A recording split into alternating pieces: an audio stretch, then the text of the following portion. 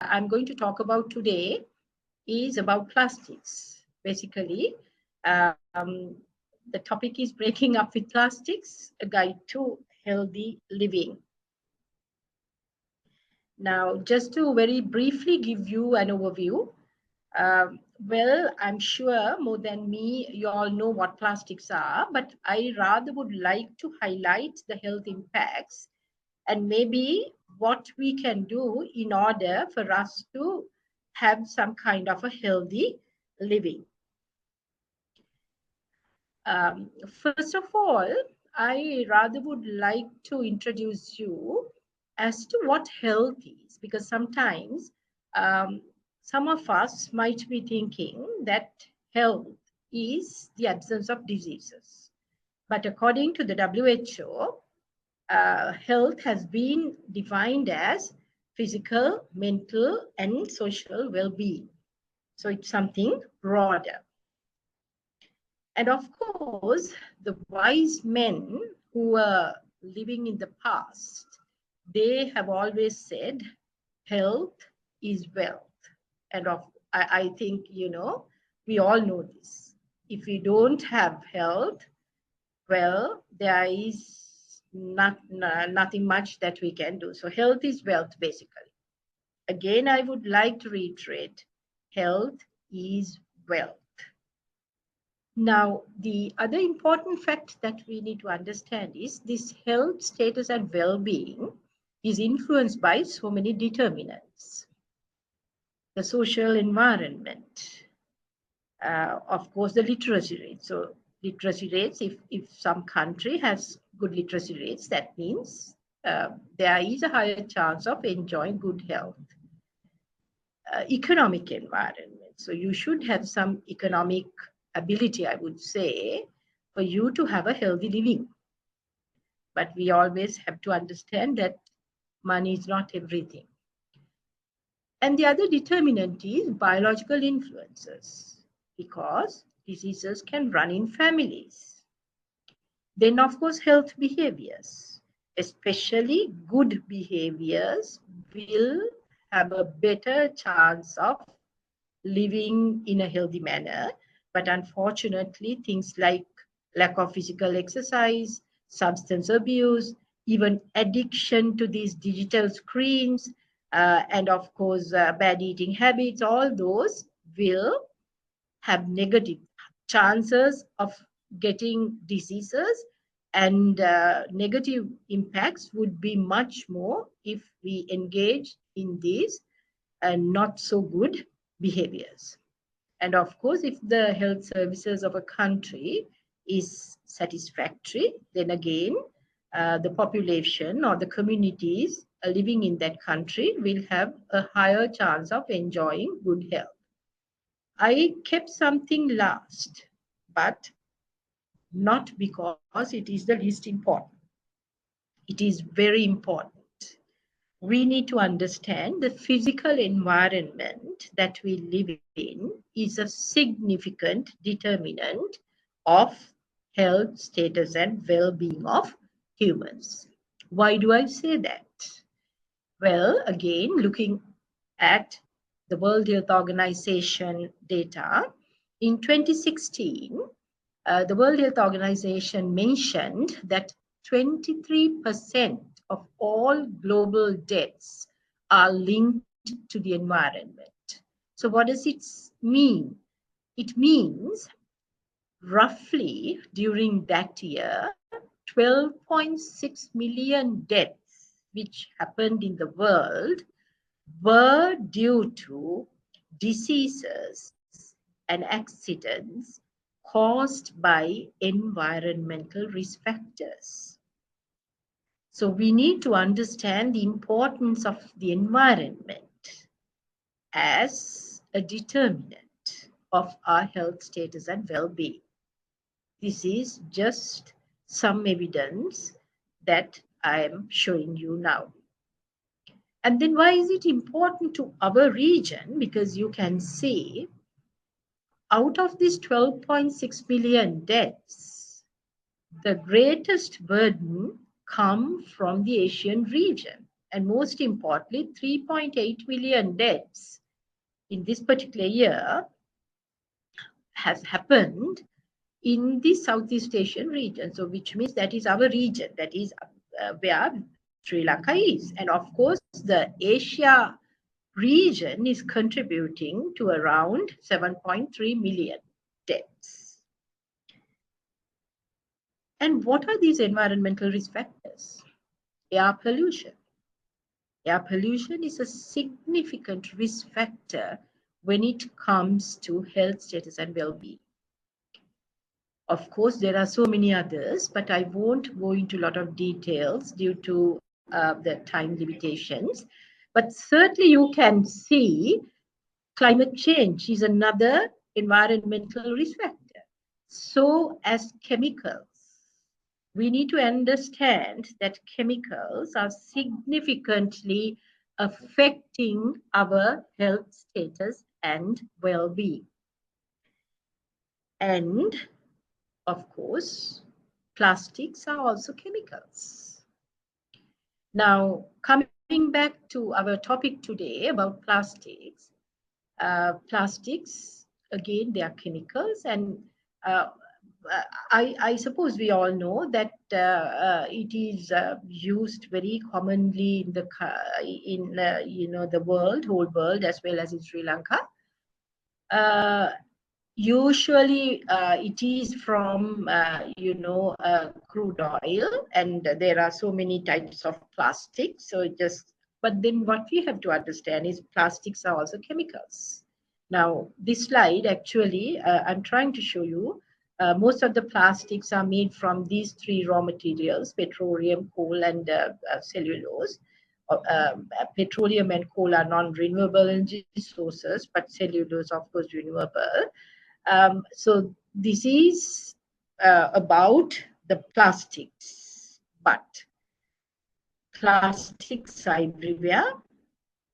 We need plastics, but at the same time, plastics cause a lot of damage, not only in terms of the environmental pollution, but certainly when it comes to health, social, economic. So there are so many facets of this.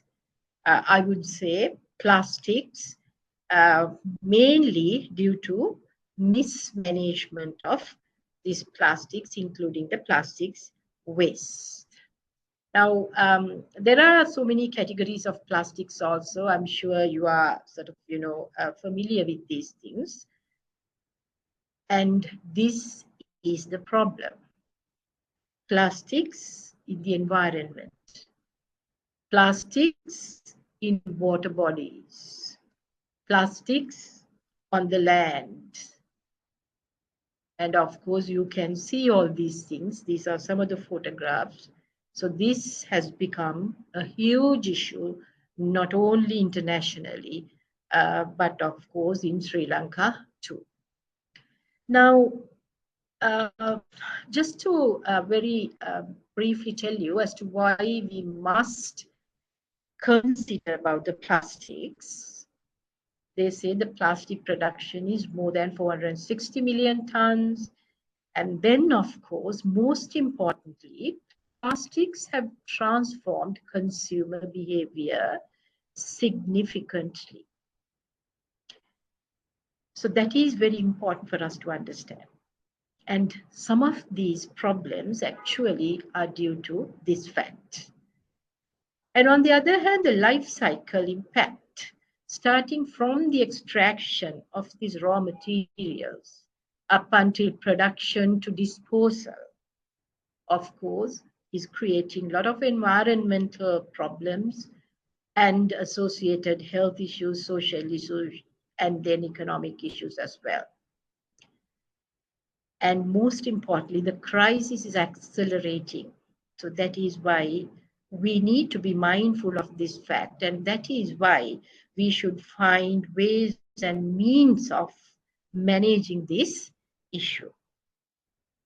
And I think it's very important for us to try and identify as to why this crisis is accelerating also, in order to find better interventions.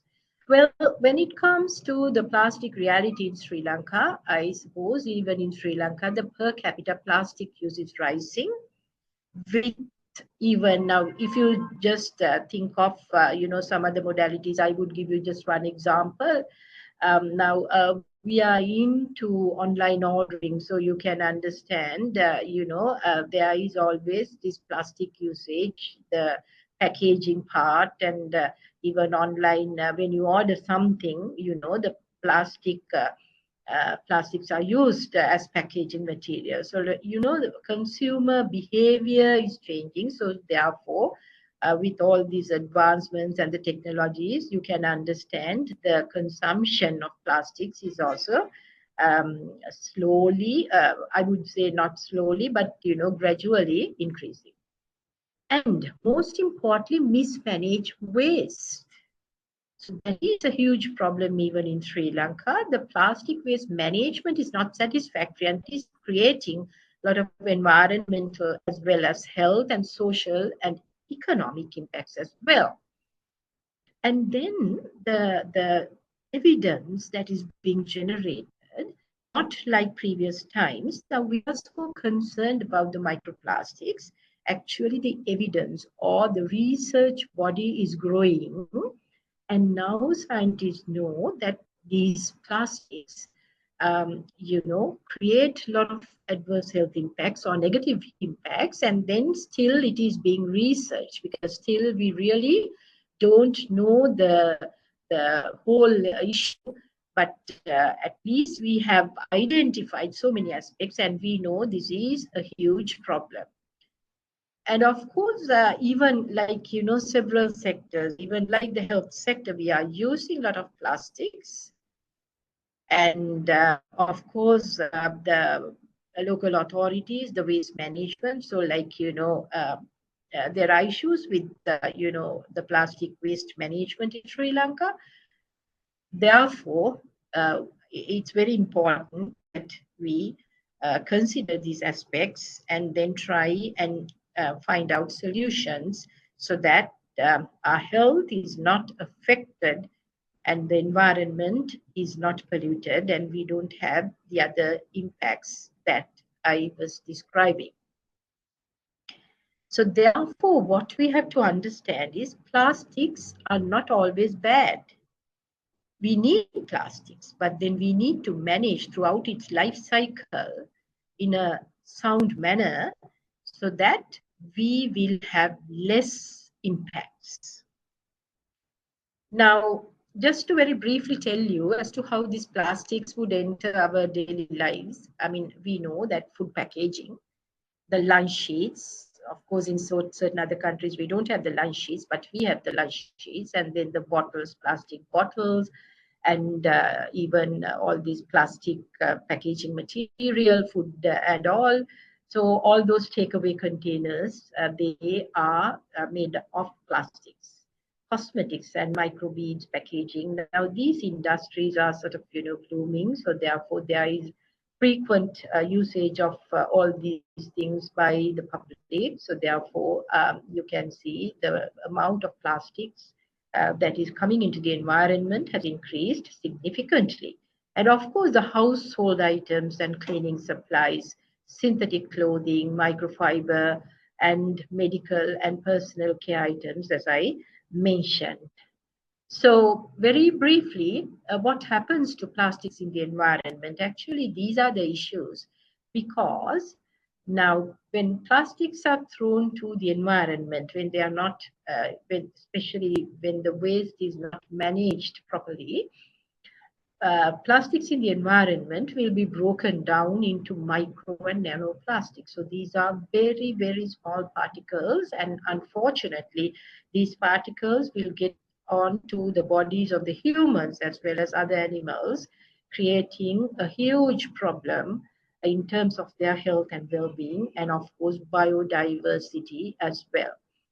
Then the other problem is it is persisting for centuries because these things will degrade at least very, very slowly. And with that, of course, will give rise to a lot of negative impacts. Then, especially these microplastics and the nanoplastics, they are being transported through air, soil, and water. And of course, bioaccumulation in food chain. So all these properties we need to understand is affecting health of human beings as well as other organisms. Now, pathways of human exposure. Now, plastics, these microplastics, we are inhaling these things because I will, tell you how we are getting these into the atmosphere. And of course, ingestion, contaminated food, water, so all that is getting the plastics into our bodies. Contact, especially skin exposure, because now see, we are using so many items, maybe cosmetics and personal care items with plastics, so maybe through contact also we are getting these things into our bodies, and especially waste management, when that is not happening properly, even the occupational groups, the municipal solid waste handlers, and some of these e-waste recyclers who are into informal activities, so all of them, they are exposed to these plastics. And of course, prenatal. So that is what we need to be careful about, mindful.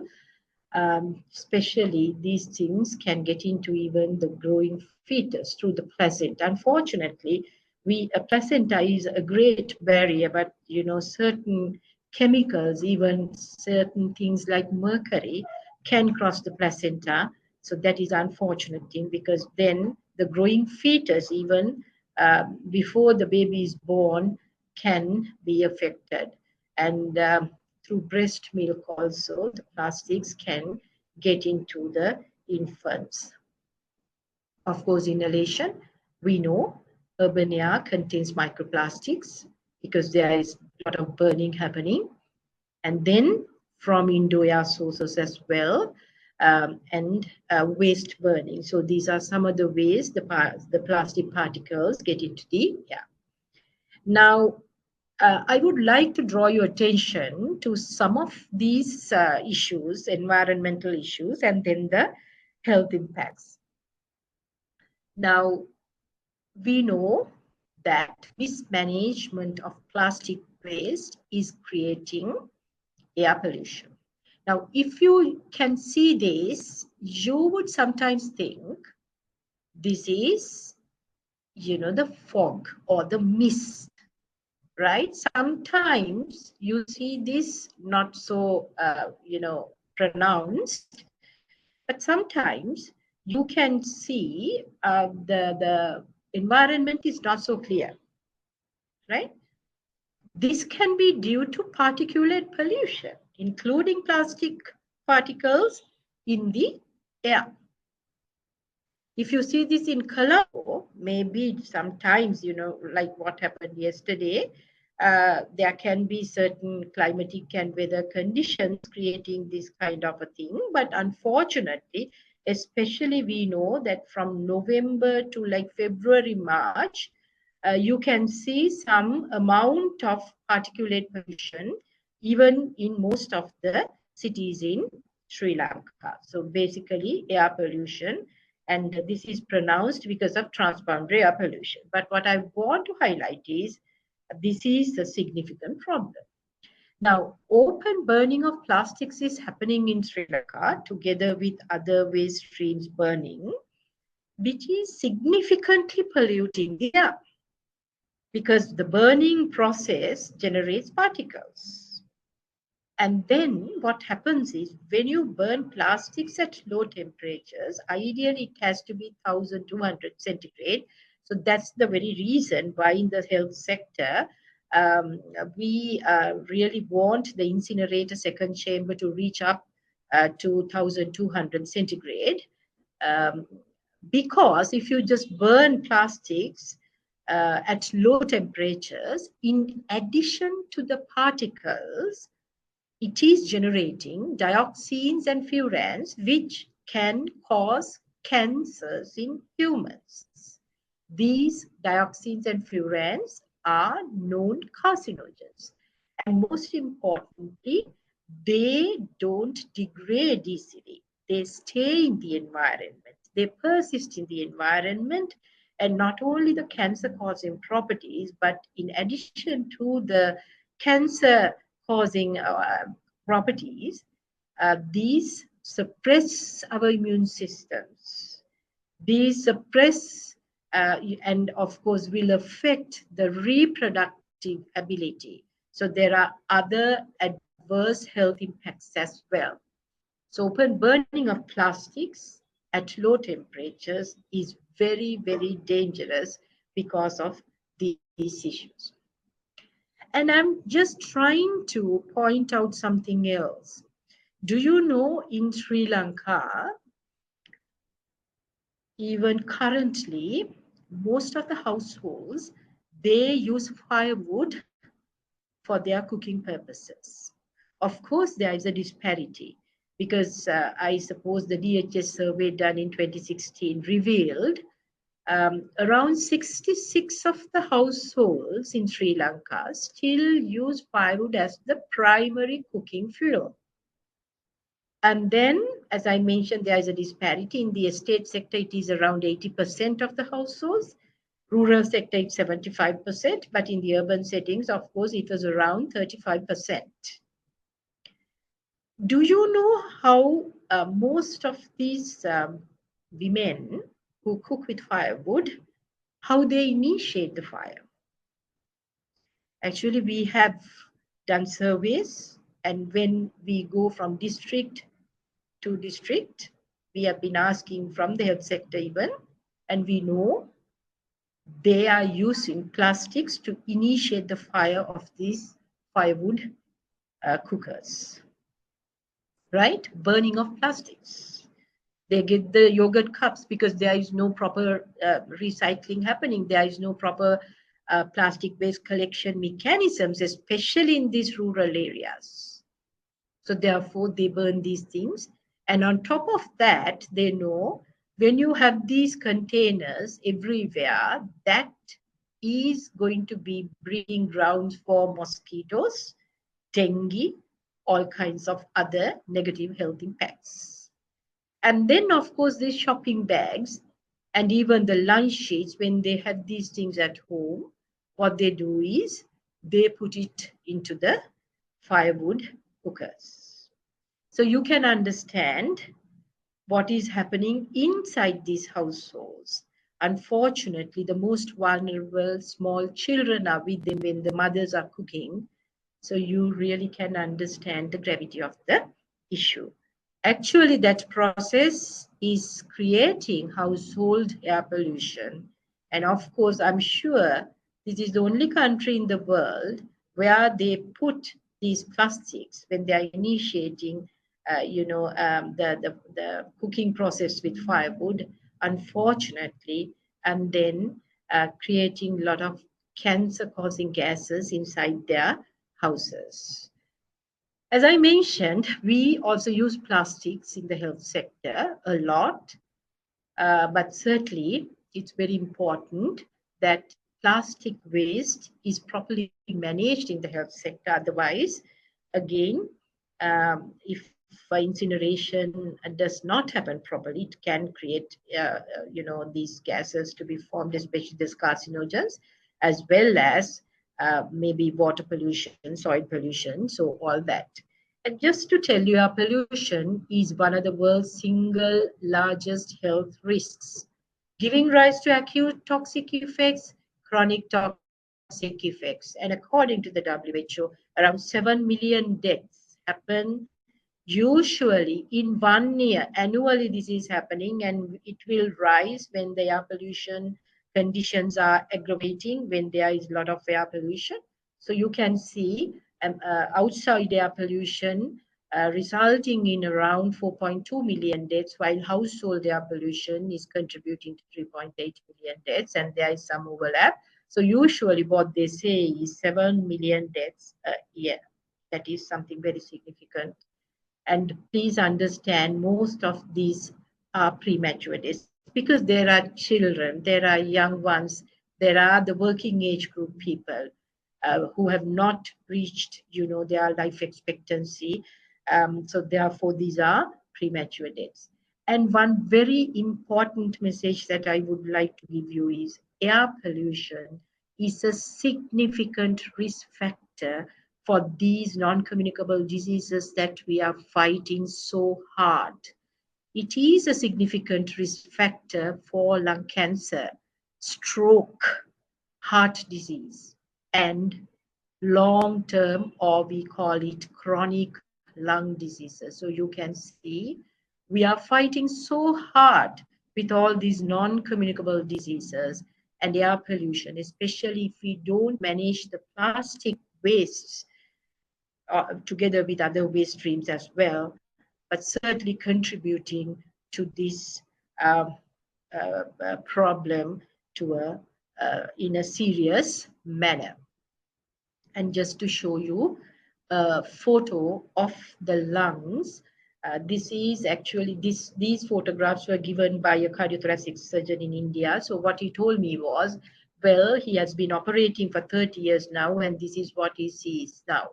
You can see the black mottling. So these are the lungs of persons living in areas where the air is polluted. These lungs are not at all normal. Lungs are pink and very elastic. Unfortunately, you can see, these are not normal lungs, and you can see the black mottling also.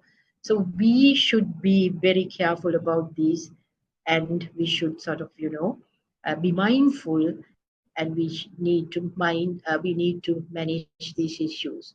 And most importantly, there are the vulnerable groups, the small children, because their systems are not mature.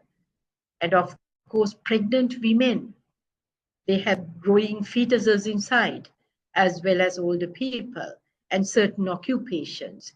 Those already having non-communicable diseases like heart disease and stroke and maybe other cancers, all of them, they are at a higher risk of developing negative impacts due to, air pollution.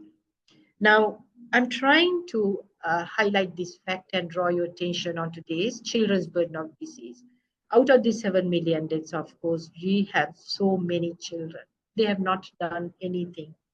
It is the responsibility of the mature members of this species, Homo sapiens sapiens, to protect the immature members. Unfortunately, because of the actions of the so-called mature members, the immature members, they need to sacrifice their lives, which is not acceptable. And now when it comes to environment, we talk about generational justice. Of course, beyond that, we talk about intergenerational justice also.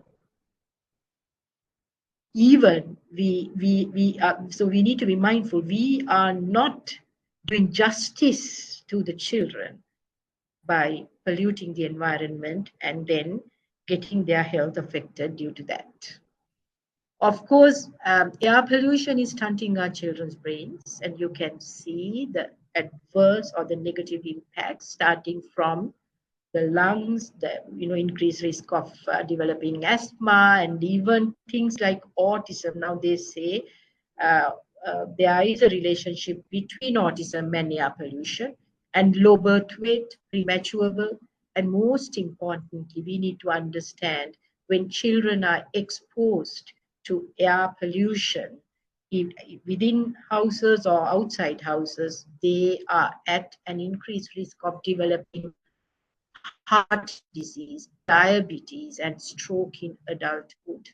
So this is something very serious. And some of these occupations you can see, like traffic police officers, the municipal solid waste handlers, they are also at a higher risk because of occupational exposures. And one other example I would like to draw is this e-waste. We are consuming a lot. And then, of course, there are informal economy e-waste recyclers where they burn these things at household level.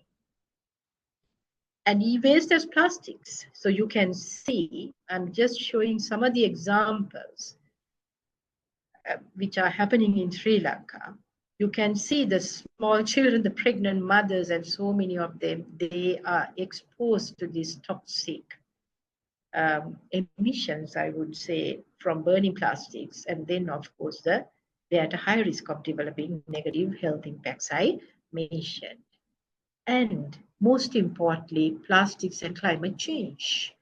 Throughout its life cycle, if you see, of course, starting from these fossil fuel extractions and then the production, because so much of plastic items are being produced, so all those need energy. And then mostly, these things are not from renewable energy. So again, if you just look at the life cycle, you can see there is so much of GHG emissions or greenhouse gas emissions. And most importantly, when it comes to mismanagement, even when you open burn these things, and of course, again, there is carbon dioxide production and transportation. So if you just, analyze the whole life cycle, you can understand that plastics, and then there is an association, even contribution to climate change. Of course, climate change is something very important again, because it actually has direct as well as indirect health impacts. And then developing countries like ours, we are seriously affected. And most importantly, being an island, again, the vulnerability becomes more. So disasters, natural disasters, increase in frequency, intensity. So all that is going to create a lot of adverse health impacts. You can see livelihoods would be affected, and the mental health of all these people. So this is the future that we are anticipating: more injuries, disabilities, drowning from extreme weather events, and rising temperatures. This is a significant problem, even though we will not have heat waves, but certainly extreme heat exposures happen in Sri Lanka.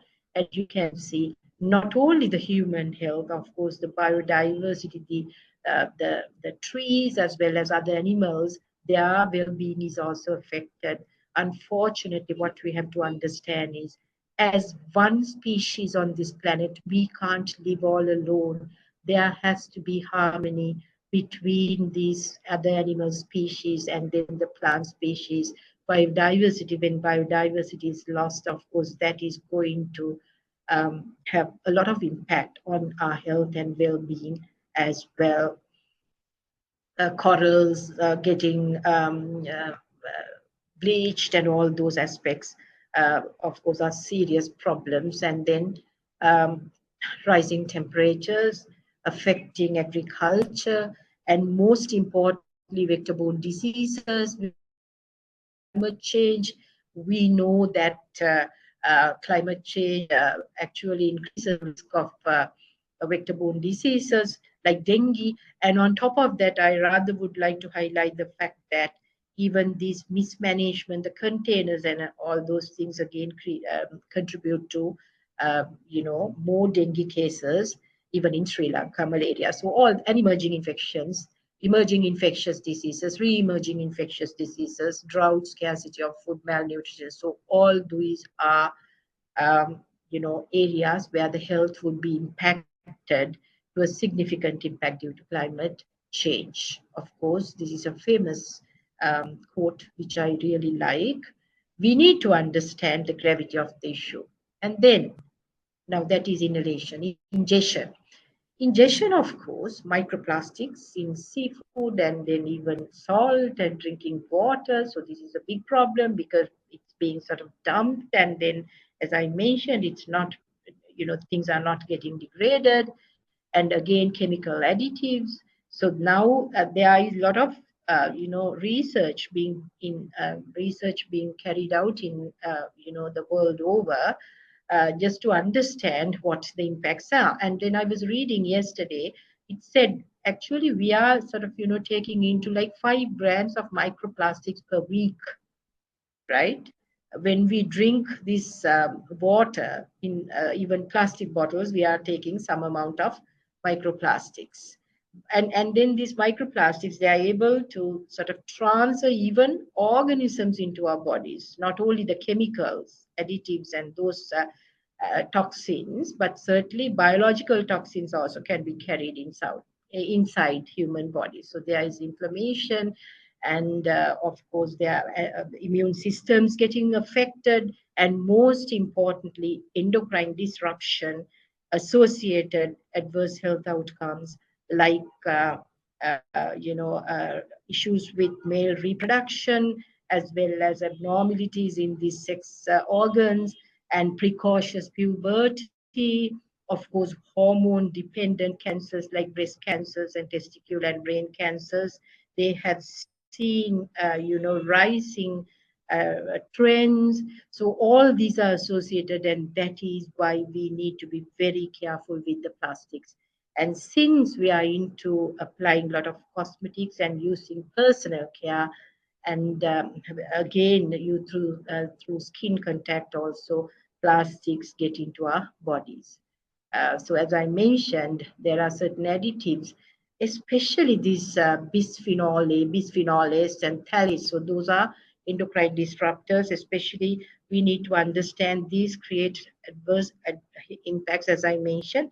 And children, toys, all these things, sometimes can have these things if those things are not made into the standards. And then even now we have the plastic feeding bottles, and even the bottles that we plastic bottles, lunch boxes. So we need to be careful, because all these things, when we are using these things, microplastics can get into our bodies, and bioaccumulation and persistence in the environment. Of course, these chemicals that get into our bodies by using plastics. Sometimes they are cancer causing ones, sometimes they affect the nervous system, sometimes they are reproductive toxins, as I mentioned. So basically, I have been talking about these health effects, especially disruption of our hormone system and the gravity of the issue, the cancer causing effect, and immunotoxicity, and these other things. So I talked about these vulnerable populations, and I'm very worried about the pregnant women and infants, because they are being affected significantly due to these negative impacts of plastics. And when we were small, of course, we were sort of, attached to our mothers through the umbilical cord and the placenta. What we have to understand is, similarly, we are attached to our planet and the environment like this. Of course, we know if the umbilical cord was broken, we wouldn't have been born. Similarly, we need to understand that this connection has to be there with the environment. So if we pollute and disrupt the environment, the nature, then our survival is going to be at stake. Humans cannot survive like nature, and the environment doesn't need humans, but for our survival, for our health and well-being, we need to have a good environment. So let's try to understand about the costs, health costs. And then, of course, the economic costs, because you see, when people cannot work, there is productivity loss and all that economic cost. And can someone tell me the cost of suffering of all these things? Right? So it is a huge burden, even in terms of the monetary, even in terms of monetary wise or economic costs. So for this, we need to sort of get together. Everyone has to get together, including communities. All individuals, we have a responsibility. So basically, just to very briefly tell you about what is happening at international level, because of the gravity of the issues in terms of the environment, health, and elsewhere. Now, they're trying to agree on a treaty to manage plastics. Basically, they are concentrating mainly on mismanagement of plastic waste. So we need to develop our capacities. Even the recycling rates in Sri Lanka is very low. It's less than 10%. So international level, there are certain things happening, plastic treaties being negotiated.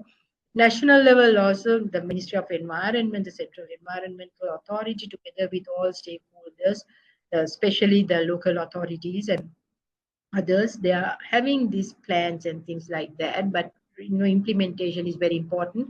Provincial level, district level, and community level, household level, and most importantly, individual level. We need to see how we can manage this problem and we can contribute not to um, engage in plastic pollution, right? So that is very important. So all of us as individuals, we have a responsibility. Now, very briefly, because of the time, I would like to mention certain things like sustainable consumption. Very few examples. Now, just think how many pens your children have.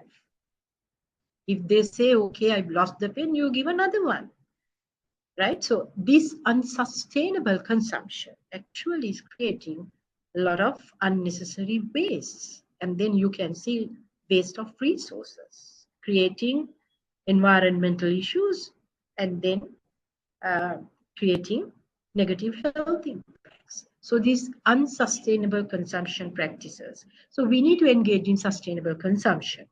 Small things. We were doing all these things, but unfortunately now we don't do these things. And then most importantly, we need to avoid plastic waste. We need to reduce and reuse. Now, especially rather than taking lunch sheets to pack your lunch, why can't we have the stainless steel, at least, the lunch boxes? I saw these Indian workers, the construction workers who were working, they were all having these stainless steel containers and they were getting their lunch, packed inside that.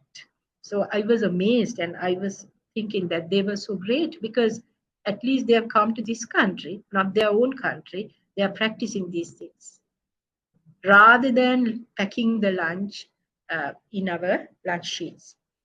And of course, the bottles.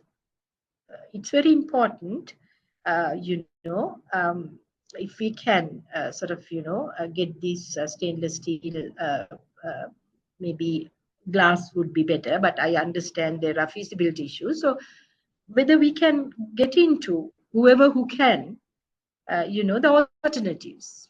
And shopping bags, now you see, we are misusing all these things. So why can't we take our own bags when we are going for grocery shopping? These are simple things. I'm mentioning only simple things, and simple things will take us through, in a great manner. Even in the developed countries, even in the very rich countries, they don't give the shopping bags for free. The very first thing you go to the counter, they will ask, how many bags do you need? And most of them, they have their bags in the backpacks. They bring their bags. So therefore, by doing these things, by engaging in these very good habits, of course, we can contribute to even plastic waste management in a positive manner. And proper waste disposal, when there is segregation and whatever the instructions we need to follow, that would be the way forward. And no plastic burning. So if we recycle these things, of course, we shouldn't be burning these things in our own gardens. And most importantly, never ever burn plastics when you are using this firewood for cooking. So these are some of the practices we can engage in, but of course, we can, we can discuss about more things. Now, just to tell you about some certain things, like especially in hospital settings, also certain hospitals we are mentioned as plastic-free zones. But sometimes we get, so much of accusation. But why we are doing it is, just to protect the environment, the children of this country, as well as the all Sri Lankans. Now here, of course, at the security, they give this back. This was priced at 50 rupees. You need to, have a deposit of 50 rupees at the security post, and then you put all your things that you bring in. They don't allow you to take the shopping bags and things inside the hospital to the hospital. And of course, you can transfer everything to your patients, and then when you are going back, you can give this bag and get your 50 rupee deposit back. So, there are good measures which we can do. And especially at universities and workplaces, maybe canteen reforms, banning single-use plastics. Of course, in Sri Lanka, like, plastic straws are banned. The Central Environmental Authority, they have issued these gazettes.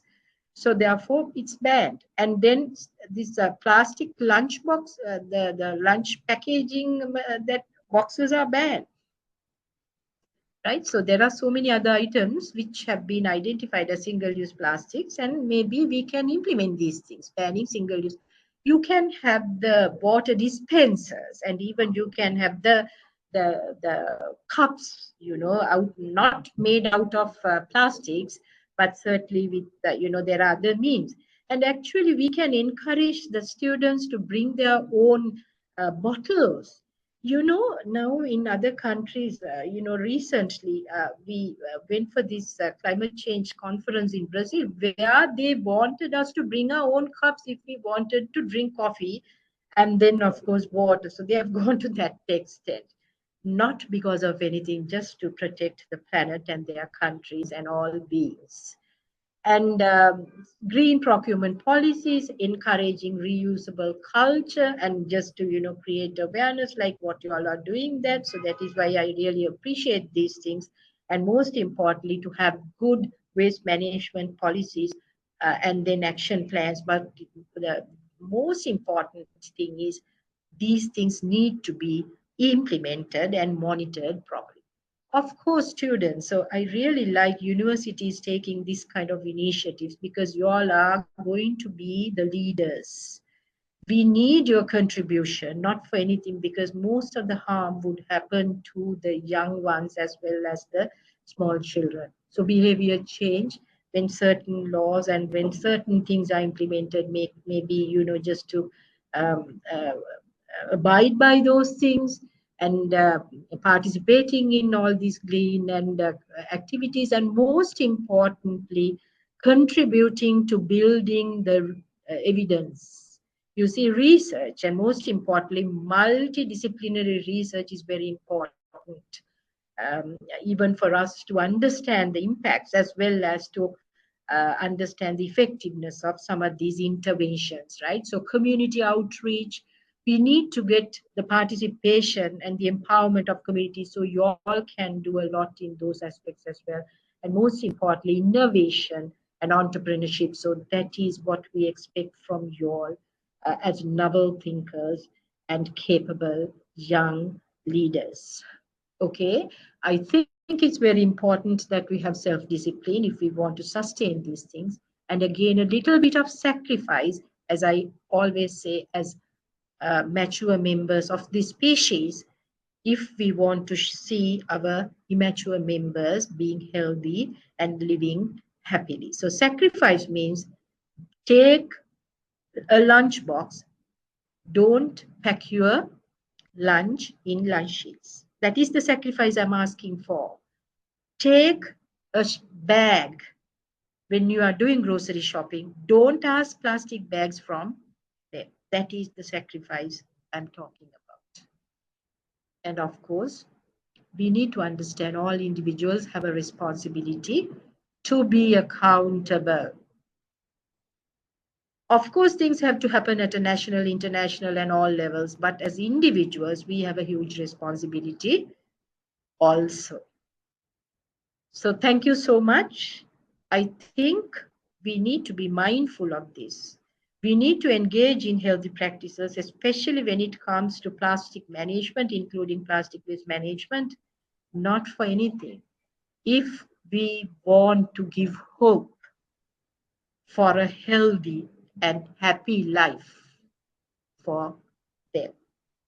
Thank you very much.